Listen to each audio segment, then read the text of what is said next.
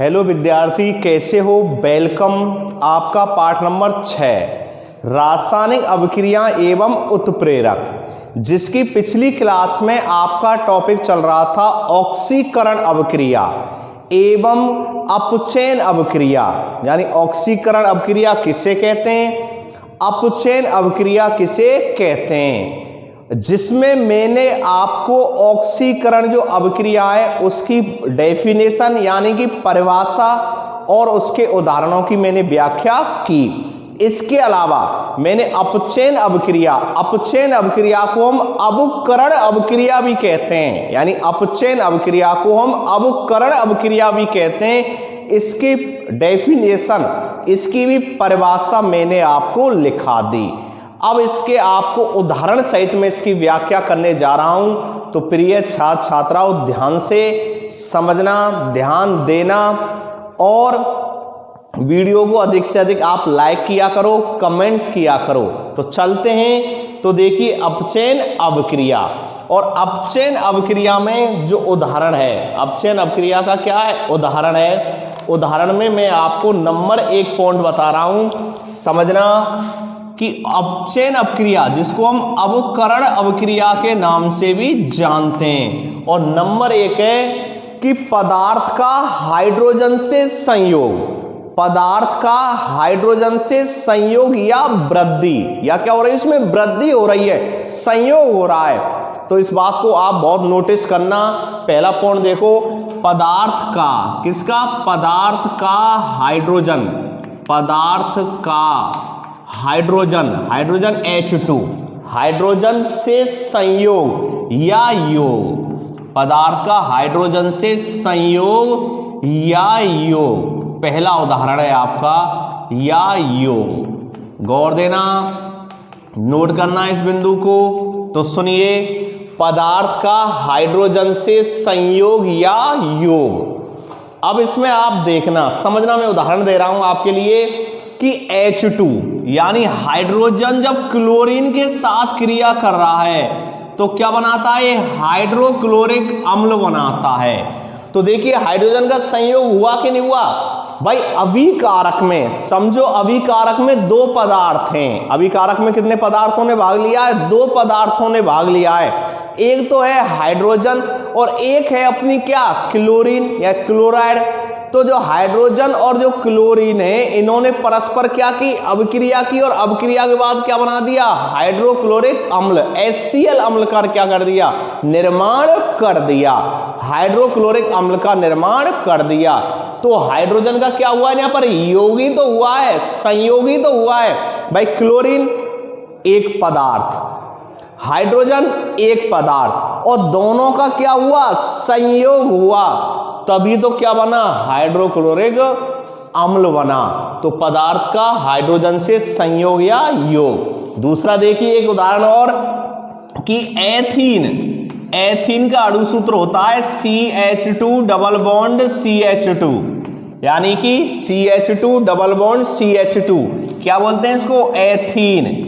Ethene जब hydrogen के साथ अभिक्रिया करती है, किसके साथ, हाइड्रोजन के साथ। ध्यान देना प्रिय छात्र छात्राओं, किसके साथ क्रिया करती है, हाइड्रोजन के साथ। तो किसकी उपस्थिति में, निकिल उत्प्रेरक की उपस्थिति में। और मैंने आपको जब रासायनिक समीकरण लिखने के जब चरण बताए थे, तो मैंने आपको बताया था कि जो भी ताप, दाब, उत्प्रेरक होते हैं वो हमेशा तीर के चिन्ह के ऊपर लिखे जाते हैं। तीर का चिन्ह जो होता है वो रासायनिक अभिक्रिया को बताता है कि भाई रासायनिक अभिक्रिया हो रही है, एक नया पदार्थ बन रहा है, एक नए पदार्थ का निर्माण हो रहा है।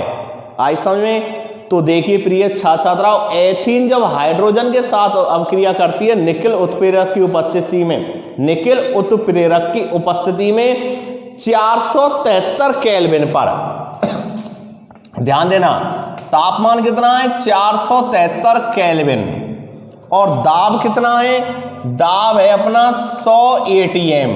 कितना है, 100 ATM। ATM जो होता है इसको मॉड, यानी क्या होता है, ATM जो होता है एटमॉस्फेयर प्रेशर, एटमॉस्फेयर प्रेशर, मानक वायुमंडलीय दाब, मानक वायुमंडलीय दाब। तो कितने ताप पर? 473 केल्विन पर। और कितने दाब पर? 100 एटीएम पर। कितने? 100 एटीएम पर। और किसकी उपस्थिति में? निकेल उत्प्रेरक की उपस्थिति में। किसकी उपस्थिति में? निकेल उत्प्रेरक की उपस्थिति में क्या बना रहा है? एथेन का निर्माण कर देता है भाई। किसका निर्माण कर देता है? एथेन का। CH3 सिंगल बॉन्ड CH3 क्या हो गया? Ethane, alkane. कौन सी श्रेणी हो गई ये? एल्केन हो गई। और ये कौन सी हो गई? एल्कीन हो गई। कौन सी हो गई? एल्कीन। एल्कीन द्विबंध होता है, एल्कीन, इन, एल्काइन त्रिबंध होता है वहां पर।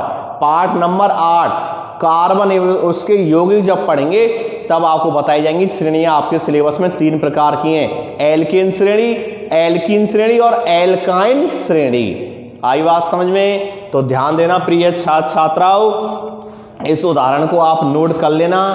तो देखिए इसमें वृद्धि हुई है कि नहीं हुई है? वृद्धि हुई है। एथीन में हाइड्रोजन परमाणु कितने? 4। कितने? 4। समझना मेरी बात को, नोट करना, ध्यान देना कि एथीन जो थी ना, एथीन में हाइड्रोजन परमाणु कितने? 4 परमाणु थे। कितने थे? 4। और जैसे ही हाइड्रोजन निकेल उत्प्रेरक की उपस्थिति में और 473 केल्विन पर और 100 एटीएम दाब पर जैसे इसके साथ क्रिया की हाइड्रोजन ने, तो एथेन बन गया। और एथेन में हाइड्रोजन के जो परमाणु हैं कितने हो गए? 6 हो गए। कितने हो गए? 6। आई बात समझ में? तो हाइड्रोजन की कमी हुई है कि वृद्धि हुई है? वृद्धि हुई है। हाइड्रोजन का संयोग हुआ है कि निष्कासन हुआ है? संयोग हुआ है। और वह रासायनिक अभिक्रिया आप जानते हैं जिसमें हाइड्रोजन का क्या होता है? संयोग होता है, या हाइड्रोजन की क्या होती है? वृद्धि होती है। उसे हम क्या कहते हैं? उसे हम अपचयन अभिक्रिया कहते हैं। क्या कहते हैं? अपचयन, जिसको हम अवकरण अभिक्रिया के नाम से भी जानते हैं। आई बात समझ में? चलते हैं दूसरा उदाहरण। दूसरा उदाहरण सुनिए, पदार्थ का। किसका प्रिय छात्र छात्राओं? पदार्थ का। पदार्थ का धन विद्युतीय तत्व से, किससे? धन विद्युतीय तत्व से संयोग। पदार्थ का धन विद्युतीय तत्व से संयोग। धन विद्युतीय तत्व का आशय, धन विद्युतीय तत्व का अर्थ, यारे जिनकी संयोजकता किसमें होती है? प्लस में होती है, यानी धनमूलक। कौन से हो गए? धनमूलक, धन विद्युतीय तत्व जिनकी संयोजकता किसमें होती है? प्लस में। और धातु जो होते हैं ना, धातु अधिकांशतः धनायन बनाते हैं। कहा है मैंने कई बार कि धातु जो होते हैं अधिकांश क्या बनाते हैं? धनायन बनाते हैं। और अधातु जो होते हैं वो अधिकांशतः ऋणायन बनाते हैं। और धातु ऑक्साइड कौन सी प्रकृति के? क्षारीय प्रकृति के। और अधात्विक जो ऑक्साइड होते हैं ना, वो होते हैं अम्लीय प्रकृति के। पाठ नंबर 5 में मैंने बहुत अच्छी तरह से इनकी व्याख्या की है। आई बात समझ में? चलते हैं। उदाहरण दूसरा है पदार्थ का धन विद्युतीय तत्व का संयोग। पदार्थ का धन विद्युतीय तत्व से संयोग। उदाहरण समझिए, ध्यान देना, बोर्ड तरफ नोटिस कि भाई क्लोरीन है, क्लोराइड Cl2। जब ये Mg यानी क्लोरीन जो है, क्लोराइड आयन किसके साथ क्रिया कर रहे हैं? मैग्नीशियम के साथ क्रिया कर रहे हैं। और क्रिया करने के बाद बना रहे हैं MgCl2, मैग्नीशियम क्लोराइड। क्या बना रहे हैं? Magnesium chloride. ध्यान देना, बहुत महत्वपूर्ण बात, मैग्नीशियम क्लोराइड। क्या बना रहे हैं? मैग्नीशियम क्लोराइड बना रहे हैं। तो देखिए, समझना धन विद्युतीय तत्व से कैसे संयोग हो रहा है, इस बात को मैं आपको बताना चाह रहा हूं कि जो मैग्नीशियम है, मैग्नीशियम की संयोजकता होती है +2। कितनी होती है? +2। क्योंकि मैग्नीशियम का जो परमाणु क्रमांक है अपनी आवर्त सारणी में, वर्तमान आवर्त सारणी में 118 तत्व पाए जाते हैं। और मैग्नीशियम का जो परमाणु क्रमांक है वो है 12। कितना है? 12, यानी सोडियम के बाद में आता है। सोडियम 11 और मैग्नीशियम 12। अब इसका परमाणु क्रमांक 12 है तो इलेक्ट्रॉनिक विन्यास क्या बनेगा? 282। बाह्यतम कोश में कितने हैं भाई? बाह्यतम कोश में प्रिय छात्राओ 2। और अष्टक नियम के अनुसार बाह्यतम कोश में कम से कम कितने होने चाहिए? 8। 1916 में कॉन्सेल लुईस ने दिया था अष्टक नियम, और क्या बताया था कि किसी भी तत्व है या कोई भी उसका बाह्यतम कोश पूर्ण रूप से भरा हुआ होना चाहिए, चाहे वो इलेक्ट्रॉन देकर चाहे इलेक्ट्रॉन लेकर अपना स्वायत्त पूरा करे। लेकिन यहां पर मैग्नीशियम का परमाणु क्रमांक 12 है 282।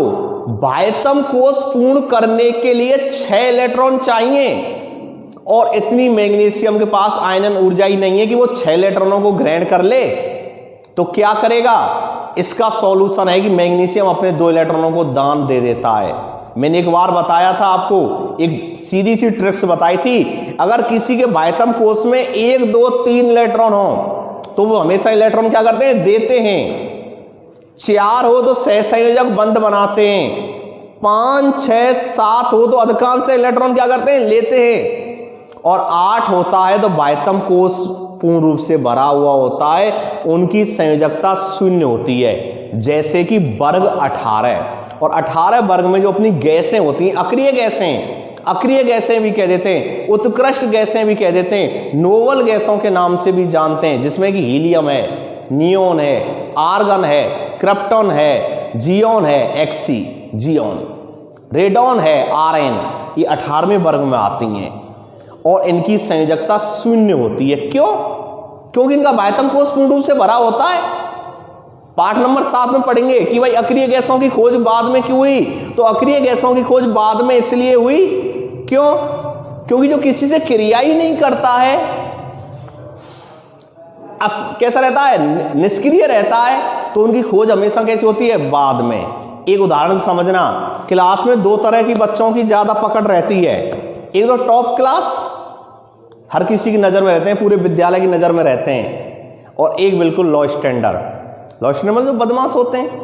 मीडियम बच्चों का इतना प्रचलन नहीं होता है, उन पर ज्यादा फोकस रहता है। तो वही चीजें जो अक्रिय हैं, वर्ग 18 जो अक्रिय, तो किसी से क्रिया ही नहीं कर रही हैं, इसलिए इन गैसों की खोज कैसे हुई? बहुत बाद में। आवर्त सारणी पहले ही बन गई, लेकिन इनका खोज बहुत बाद में हुई थी।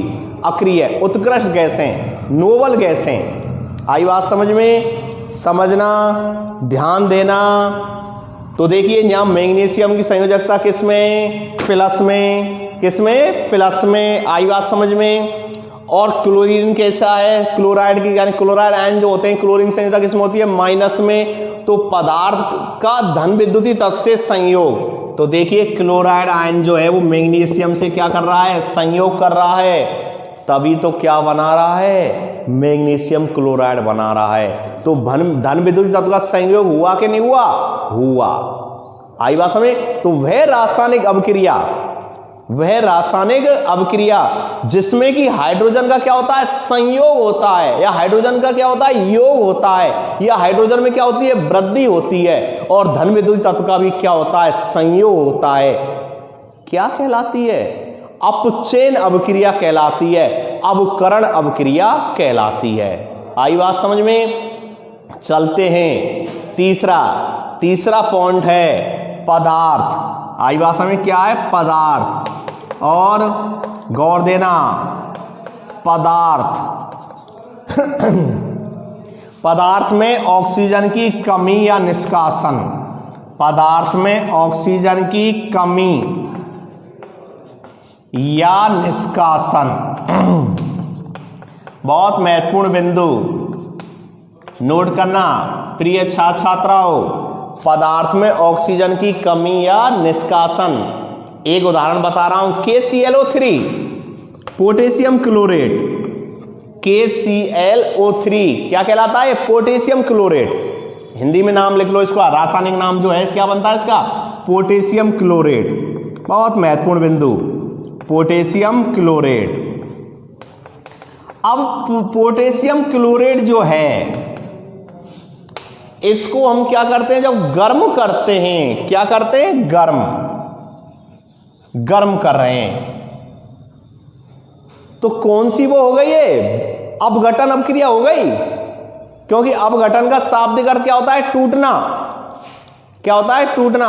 तो पोटेशियम क्लोराइड जो है ना, ये छोटे छोटे उत्पादों में टूट जाएगा और क्या बनाएगा टूटकर?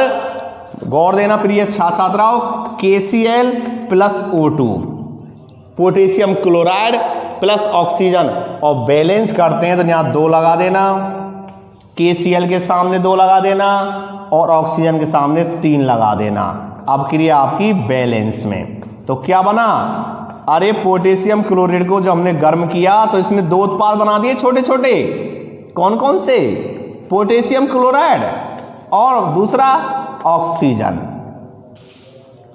तो वो बात दूसरी हो गई, अपघटन नहीं पढ़ रहे हैं। क्या पढ़ रहे हैं हम? तो अपचयन अभिक्रिया, अवकरण अभिक्रिया, और वह रासायनिक अभिक्रिया जिसमें ऑक्सीजन क्या होती है? कमी होती है, ऑक्सीजन का निष्कासन होता है। कैसे? अरे देखिए भाई, पोटेशियम क्लोरेट में ऑक्सीजन इसके साथ थी, ठीक है नहीं थी? नजर आ रही होगी KClO3, KClO3 नजर आ रही है नहीं आ रही है? ऑक्सीजन साथ थी, लेकिन जैसे इसको हमने क्या किया? गर्म किया, तो इसमें से ऑक्सीजन क्या हो गई? निकल गई। ऑक्सीजन का क्या हो गया? त्याग हो गया। ऑक्सीजन का क्या हो गया? निष्कासन हो गया। ऑक्सीजन का क्या हो गई? कमी हो गई। किसमें से? पदार्थ में से। अरे पदार्थ हमारे पास क्या था? पोटेशियम क्लोराइड था, और पोटेशियम क्लोराइड से ऑक्सीजन क्या हो गई? निकल गई। क्या हो गई? निकल गई, उसकी कमी हो गई, निष्कासन हो गई। और वह रासायनिक अभिक्रिया जहां ऑक्सीजन की क्या होती है? कमी होती है। जहां ऑक्सीजन की क्या होती है? कमी होती है, वो अभिक्रिया क्या कहलाती है? वही अभिक्रिया तो क्या कहलाती है? अपचयन अभिक्रिया कहलाती है, या अवकरण अभिक्रिया कहलाती है। ओके, चलते हैं नेक्स्ट, अगला उदाहरण। दूसरा उदाहरण इसका बहुत महत्वपूर्ण उदाहरण बताने जा रहा हूं मैं। गौर देना, समझना कि पदार्थ में, किसमें? पदार्थ में, पदार्थ में, पदार्थ में ऋण विद्युतीय तत्व की कमी, पदार्थ में ऋण विद्युतीय तत्व की कमी या की कमी, तत्व की, पदार्थ में ऋण विद्युतीय तत्व की कमी या निष्कासन, एक ही बात है प्रिय छात्राओं। कमी हो जाए या निष्कासन हो जाए। आ रही बात समझ में? ध्यान देना प्रिय छात्राओं, नोट करना बिंदु को, और उदाहरण देखिए कि फेरिक क्लोराइड, फेरिक क्लोराइड को आयरन क्लोराइड के नाम से भी जानते हैं, क्योंकि यहां आयरन जो है ना, कितनी संयोजकता प्रदर्शित कर रहा है? 3 संयोजकता प्रदर्शित कर रहा है। कितनी कर रहा है? 3 संयोजकता प्रदर्शित कर रहा है। फेरिक ऑक्साइड में कितनी संयोजकता प्रदर्शित कर रहा है? 3। आयरन जो होता है ना, आयरन लोहा, जो कि 26वें नंबर पर आता है आवर्त सारणी में, और ये परिवर्तनशील संयोजकता दर्शाता है। क्यों? क्योंकि ये डी ब्लॉक के तत्व हैं, और डी ब्लॉक के जो तत्व होते हैं ये परिवर्तनशील संयोजकता दर्शाते हैं। कैसी? परिवर्तनशील संयोजकता दर्शाते हैं। संक्रमण तत्व हैं, एक से अधिक इनकी संयोजकता होती है। तो आयरन की भी संयोजकता 2 होती है, +2 और +3, +2 भी होती है और +3 भी होती है, परिवर्तनशील संयोजकता। ओके, देखिए बोर्ड की तरफ उदाहरण कि फेरिक क्लोराइड FeCl3 क्या हो गया? फेरिक क्लोराइड हो गया। और फेरिक क्लोराइड जब हाइड्रोजन के साथ क्रिया करता है ना प्रिय छात्राओं, तो ये ferric chloride plus ferrous chloride क्या बनाएगा? फेरस क्लोराइड, और प्लस HCl बना देता है, हाइड्रोक्लोरिक अम्ल बना देता है। क्या बना देता है? हाइड्रोक्लोरिक अम्ल बना देता है। आई समझ में? अब क्रिया बैलेंस लिखेंगे तो देखिए यहां 2 लगा देंगे। किसमें? फेरिक क्लोराइड में। ये हो गया फेरिक क्लोराइड, नाम लिख देता हूं, क्यों? संयोजकता कितनी है? 3 है। और ज्यादा के लिए क्या लगाते हैं? इक लगाते हैं, और कम के लिए क्या लगाते हैं? अस लगाते हैं। तो फेरिक क्लोराइड, या इसको क्या बोल देते हैं, आयरन क्लोराइड। आयरन कोष्टक में लिख लेना थर्ड, क्योंकि संयोजकता कितनी दर्शा रहा है, 3 दर्शा रहा है, आयरन क्लोराइड। गौर देना, नोट करना, बहुत महत्वपूर्ण बिंदु। और बना क्या रहा है, इसने बनाया है फेरस क्लोराइड। क्या बनाया प्रिय छात्र छात्राओं, फेरस क्लोराइड, क्योंकि यहाँ आयरन संयोजकता कितनी प्रदर्शित कर रहा है, 2 प्रदर्शित कर रहा है। फेरस क्लोराइड बना दिया, प्लस क्या बना दिया, HCl। HCl क्या होता है, हाइड्रोक्लोरिक अम्ल। हाइड्रोक्लोरिक अम्ल वैसे प्रबल अम्ल भी है, क्योंकि इसकी pH कितनी होती है, 0 होती है, 0 होती है। आई समझ में, नोट देना, समझना, ध्यान देना प्रिय छात्र छात्राओं कि आयरन परिवर्तनशील संयोजकता हम ध्यान रखना। जब संयोजकता कैसी होती है, कम तो अस लगाते हैं, जैसे फेरस क्यों नहीं 2 है, फेरिक क्यों लगा 3 है संयोजकता, और अधिक के लिए क्या लगाते हैं 1। जैसे पाठ नंबर 5 में भी मैंने समझाया, सल्फ्यूरिक अम्ल H2SO4 सल्फ्यूरिक और H2SO3 सल्फ्यूरस, कम के लिए अशब्द, अधिक के लिए संयोजकता के लिए 1, फेरिक, फेरस। आई समझ में, तो यहाँ संयोजकता कितनी दर्शा रहा है, 2 दर्शा रहा है, तो फेरस। यहाँ संयोजकता कितनी दर्शा रहा है, 3 दर्शा रहा है, तो क्या होता है, फेरिक क्लोराइड या फेरस क्लोराइड। आई बात समझ में। और गौर देना प्रिय छात्र छात्राओं, इसका किसका, फेरिक क्लोराइड का, फेरस क्लोराइड में क्या हुआ है, अपचयन हुआ है। क्या हुआ है, अपचयन हुआ है। अपचयन का मतलब ऋण विद्युतीय तत्व की क्या हुई है, कमी हुई है। कमी क्यों हुई है, देखो यहाँ क्लोरीन 3, यहाँ क्लोरीन परमाणु 2, कमी हुई है कि वृद्धि हुई है, कमी हुई है भाई। यहाँ 3 है, यहाँ 2 है, तो निष्कासन हुआ है कि नहीं हुआ है। यहाँ था फेरिक क्लोराइड, यहाँ क्या रह गया, फेरस क्लोराइड।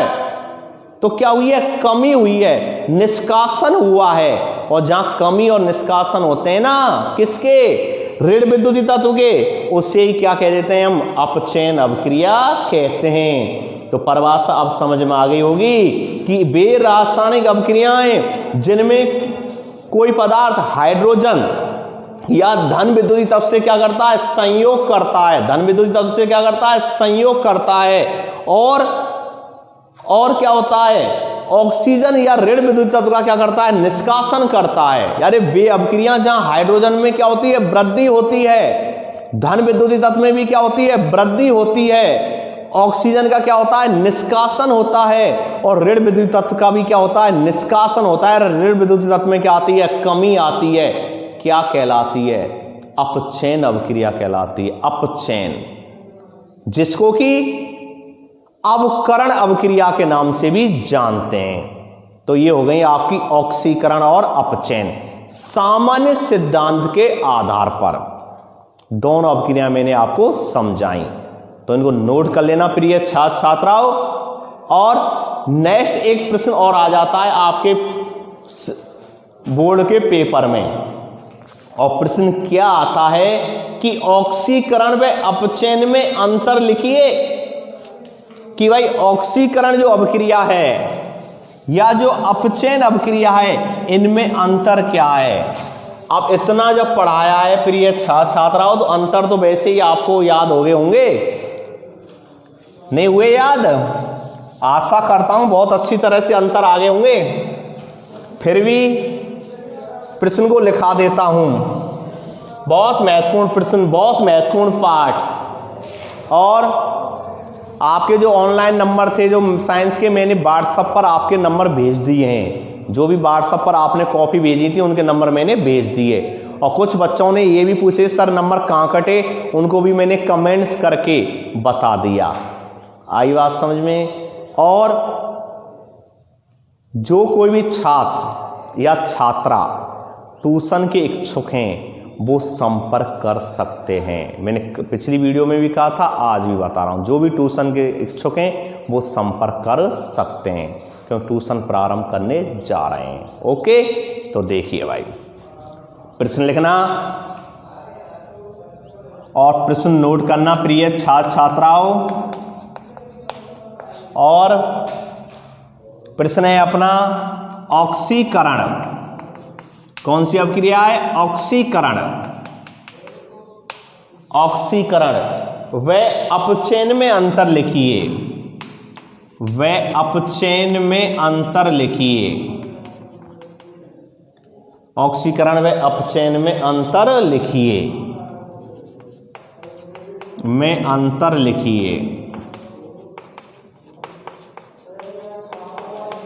अंतर लिखिए। तो नोट करना, 2 कॉलम बना लेना उत्तर लिख के। एक तरफ तो लिख लेना प्रिय छात्र छात्राओं, इस तरह लाइन खींच लेना। एक तरफ तो लिख लेना ऑक्सीकरण। ऑक्सीकरण को हम उपचयन भी कहते हैं। क्या कहते हैं प्रिय छात्र छात्राओं? उपचयन। और ये कौन सी है? अपचयन। और अपचयन को क्या कह देते हैं? अवकरण। क्या कह देते हैं? अवकरण। ओके, अब लिख लो अंतर। अंतर लिखते हैं तो नंबर 1 अंतर लिखो। अंतर क्या है? इसमें पदार्थ का, इसमें पदार्थ का, इसमें पदार्थ का ऑक्सीजन से संयोग होता है। किससे? ऑक्सीजन से। इसमें पदार्थ का ऑक्सीजन से, ऑक्सीजन से संयोग होता है। आ रही बात समझ? क्या होता है? ऑक्सीजन से संयोग होता है। बहुत अच्छी बात, बहुत महत्वपूर्ण बिंदु नोट करना। इससे पदार्थ का ऑक्सीजन से संयोग होता है। इसमें क्या होता है? इसमें पदार्थ का किससे? हाइड्रोजन से संयोग होता है। किससे होता है? हाइड्रोजन से, ऑक्सीजन से नहीं होता है। लेकिन ना इसमें पदार्थ का, इसमें पदार्थ का हाइड्रोजन से, किससे प्रिय छात्र छात्राओं? हाइड्रोजन से।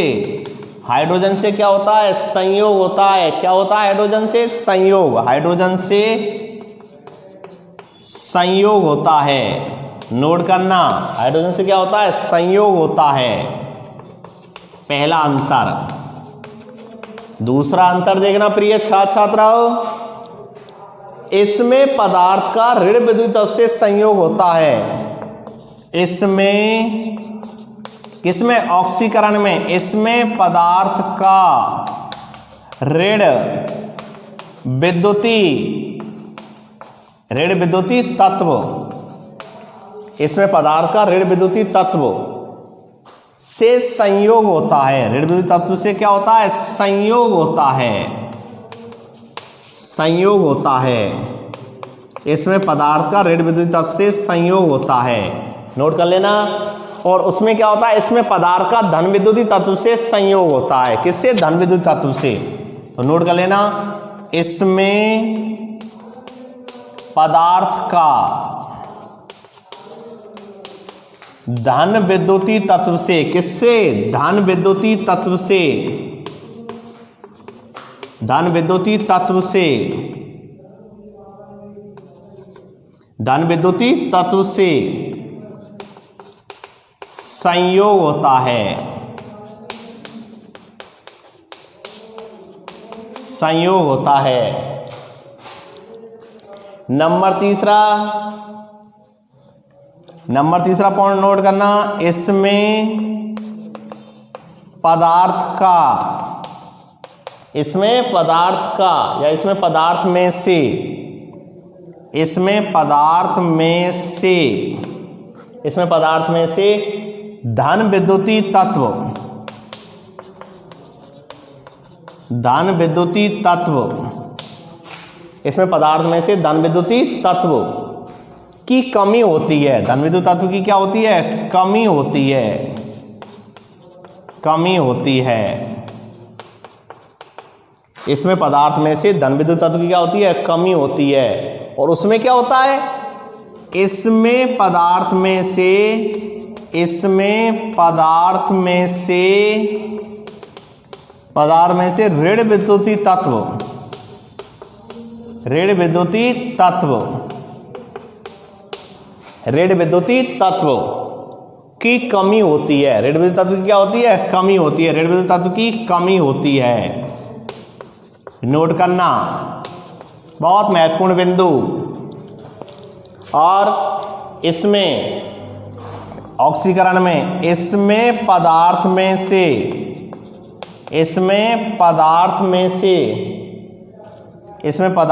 से किसकी? हाइड्रोजन की कमी होती है। किसकी कमी होती है प्रिय छात्राओं? हाइड्रोजन की कमी होती है। तो अपचयन में क्या होता है?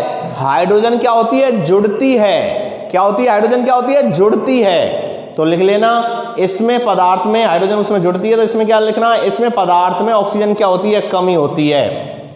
इसमें पदार्थ में से ऑक्सीजन की कमी होती है। ऑक्सीजन की कमी होती है। आई बात समझ में? नोट करना, अंतर है कि नहीं? नया ऑक्सीजन से क्या हो रहा है? संयोग। तो इसमें अपचयन में क्या हो रहा है? ऑक्सीजन की कमी। नया ऋण विद्युत तत्व का क्या हो रहा है? संयोग। इसमें ऋण विद्युत तत्व की क्या हो रही है? कमी। क्या हो रही है? कमी। और इसमें धन विद्युत तत्व की क्या हो रही है? कमी। तो इसमें धन विद्युत तत्व का क्या हो रहा है? संयोग। और इसमें क्या हो रहा है? हाइड्रोजन क्या हो रही है? कमी। तो इसमें हाइड्रोजन क्या हो रहा है? संयोग हो रहा है, यानी एक दूसरे से विपरीत हैं। और लास्ट अंतिम, इस क्रिया में